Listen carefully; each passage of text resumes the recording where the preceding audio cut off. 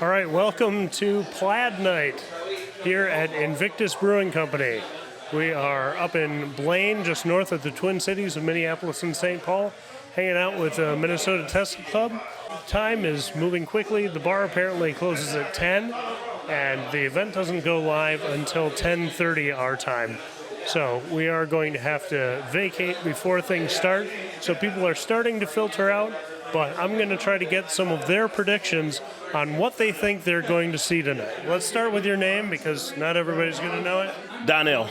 For them to drop the Plaid Model S Plus, there's got to be something exciting going on, especially they raised the price the other day.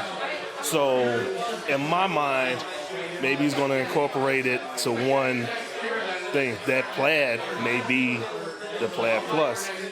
You know, maybe surprise us with the range, maybe put the 4680 cells in there and just shock all of us. I also think the Roadster is going to be out because, I mean, they showed it in the museum. They showed everything. Maybe they'll have it even with the SpaceX package. Let's see all the faster stuff that you got out there. Might as well. May as well, yeah. They just redid the whole track, so maybe that's why they did it. Yes. You know, he's good for, just having those tricks up his sleeve. So, I mean, I'm pretty pumped about it. My name is Rick Johnson. Yeah, I've had my S since September of 14, and I got to get rid of it on Monday. I've been putting the person off that I sold it to since January, assuming I would get the new refresh. Well, I'm just hoping to see something as far as when the long range is coming out. There's been so many different thoughts of why it's been delayed, from chips to the yoke to no white interior panels. I mean, it's illegal to have no shifter. I mean, and as it's turning out, most people are thinking now it's probably been the chip problem, but I don't know for sure. Are you expecting to see any other announcements or any other updates on other vehicles or anything today? Not really. I think there could be some changes in the battery chemistry. There's a lot of talk about that, but no, I'm just hoping that he gives us some information. I don't really know what to expect. Keith Richard, and I drive a Tesla Model 3 dual motor. I'm hoping to see the 4680 battery revealed in all of the Plaid cars and greater than 400-mile range. Also hoping to see some more on the Cybertruck.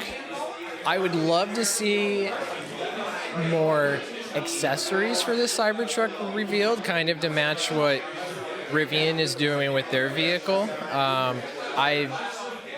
I don't know what to expect from a modified Cybertruck. Do you think Elon will be wearing a plaid suit? I hope so. Mike, tell me what you're expecting to see tonight. I'm hoping to see some fast cars in the correct color. Midnight Silver Metallic. I am hoping that they have the Plaid come out and there's a surprise in that instead of its lower range of the Plaid versus the Plaid Plus, that they end up splitting the difference. And I'm going to estimate 475 miles of range. And I don't really know what they might do. The only thing I think would come out will be Elon talking about full self-driving again and how it's just around the corner, like we hear in every one of his videos. 2 weeks. 2 weeks. It'll be out in 2 weeks. All right, a couple other productions quick before we head out, and some people who are a little camera shy but willing to speculate a little bit. One person said we expect to see a blur. Someone said it's going to drive up on stage and keep going and crash. Hope that doesn't happen, but it would make headlines. And then some other thoughts were maybe we'll see Plaid versus the Semi, or maybe a van or something like that that's more mass transit oriented. So it'll be interesting. My prediction is I think we're going to see mostly the focus will be on the S, and if they show anything else, it will be something that is not in the same wheelhouse to not take the attention or potential sales away from the Plaid. But we're about to go here, so we'll see what ends up happening. and I'll talk to you after the event. Welcome to Fremont, California.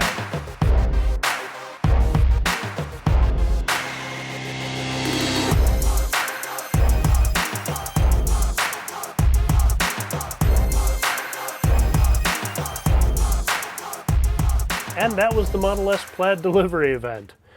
It was exactly what they promised, a delivery of Model S Plaids, and then they gave some test drives. Unfortunately, that was after the feed cut out, so had to catch some on YouTube and Twitter. The acceleration looks really intense. So if you want to watch the full presentation, I'll link to that in the description down below. But I'll give you just kind of a quick rundown of the key points and then some of the things that I thought were pretty impressive and maybe got glossed over in Elon's presentation style. The big performance specs were the 1.99 second 0 to 60 time, and they seem to be getting close to that or that with a full car of adults, so pretty cool there. 9.23 second quarter mile time officially, very, very fast, 200 mile an hour top speed.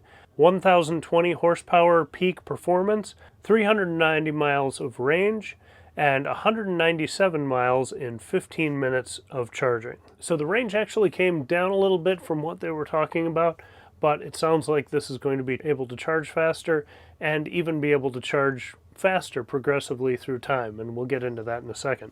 A lot of talk was made about the speed and the safety, and one of Elon's comments was it's going to be faster than any Porsche and safer than any Volvo. So pretty incredible, and hopefully that does pan out to be true through all the testing. They did spend some time talking about the carbon-wrapped rotor, and it's super efficient, and it's a single speed that can maintain its peak power all the way to the top, so all the way to 200 miles an hour. And as that efficient motor spins up, it can go up to 20,000 RPMs and hold it all the way up to 200 miles an hour. So that centrifugal force in there is wanting to tear the motor apart, and the carbon wrapping is holding everything together. Pretty amazing. And all of that performance comes from a motor that he said you could pick up with your hands, so they managed to do this in a very light package for how much power it delivers. They talked about a coefficient of drag of 0.208. Now, that is with the wheels spinning, so should be a very efficient vehicle through the air. And to add to the efficiency and track performance, they've got a new heat pump with a gigantic radiator, and it's supposed to have 30% better cold weather range and use 50% less energy to do its work. Elon's comment here was that it can haul ass over and over and never get winded, so can't wait to see that out on the track. He also talked about the expansion of supercharging stations over the years and how that's continuing to grow. Also hinted that they might be making those more powerful over time, moving from 250 kilowatts now to maybe 280, 300, or 350 soon. So that should just decrease charging times even more throughput through the chargers, and make everyone happy. Then they took a look at some of the things on the inside. The ventilated front seats, yoke steering wheel, no stock, so gear shifting is all done either automatically by what the car assumes you want, or you can correct it on the screen. And they've got a video tutorial kind of explaining that. But if you do make a different selection and correct it, it will remember that location and that change. So it should learn over time and just get more and more intuitive. There's more room in the back seat, and they're reclined a little bit further. That should be great for passengers, having a little bit more comfort and a little more entertainment as we get into the rear screen. And there's also dual inductive charging in the front and the back, and a 36-watt power supply to USB-C, again, in the front and the back, so you can power a laptop right from those. And that's something I've been wanting for a long time. You can also pair multiple Bluetooth devices to the car, so someone can control the audio from the back seat or front seat, or do some of the interactive features with the car from multiple devices. There's also new airflow designed in the back seats, and it should be more diffuse and more pleasant of a airflow situation, especially coming from just those centralized vents in the current Model S. And while talking about that, they were talking about how there are 3 zones in the vehicle, left side front, right side front, and then the rear seats. They also touted a new sound system and acoustic glass that's going to be dynamic and should improve over time with software updates. So they're going to try to keep making the cabin quieter and give you a better sound experience no matter what device you're using or how you're using your audio system. They also talked about the PS5 level gaming system in there and did a little demo with Cyberpunk. So some really capable computers for doing gaming within the vehicle. Now, one thing I found really interesting was when they did that camera shot, they also showed the back with the seats folded down and showed, like the Model Y, that there are a couple little levers on the left-hand side to drop those seats automatically with little levers in the back of the trunk. We also got a look at the new UI, which seems really impressive. They didn't talk a ton about it, but rewatching that small section of the presentation a few times, you could see that they were able to move panels around the screen and actually drag icons from one area to the lower bar. So if there's a function you use a lot, you can drag it and place it wherever you want. You can also move the navigation or audio tabs anywhere on the screen. So it seems like it's going to be a really intuitive experience.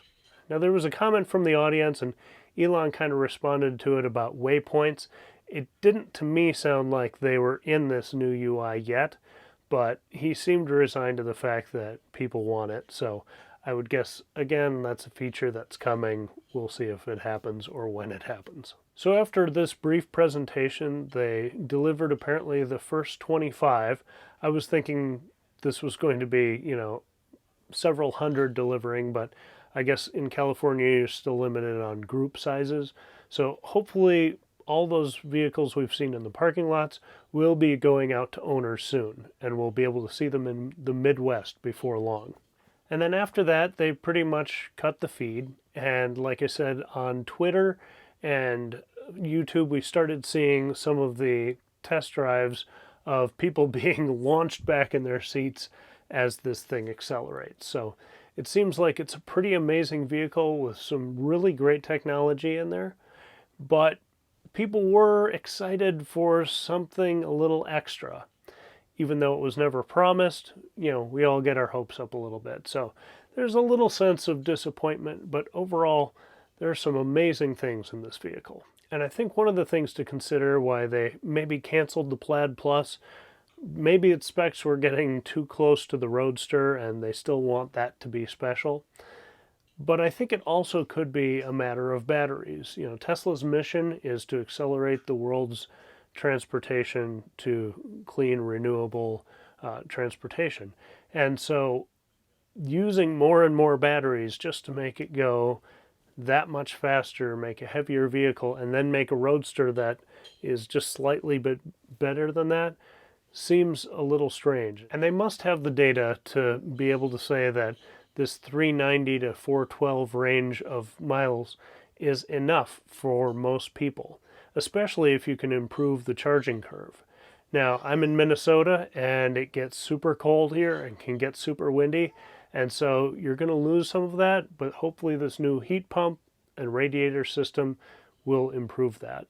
They must, like I said, know kind of where the sweet spot is, where they're delivering a good range and good charging speed, but not overdoing it on batteries, and are still able to produce more vehicles. Obviously, the more EVs they can get on the road, the faster the global transition takes place. So as for Cybertruck, Semi, or Roadster updates, we didn't get anything. But we got a really solid update to a vehicle that's just been rock solid and steady for years. So hopefully this refreshes it maybe for another decade. We'll have to wait and see. Thanks for joining me. Thanks to the folks from the Minnesota Tesla Owners Club for giving me their predictions. We might hear a little bit from them in another video. I got a little extra footage that wasn't able to fit into this. Please take a moment to like the video or subscribe to the channel. I'd love to have you come along with our other adventures. This Sunday, we've got a video really digging deep into the user interface for the current Model 3 and Model Ys. And so if you have any questions about that or where things are located, that's going to be the video for you. And then in the coming weeks, we've got more road trip adventures and all sorts of fun stuff. So stick around, join me for that. But thanks for watching today. Have a great one, and I'll catch you later. Thanks.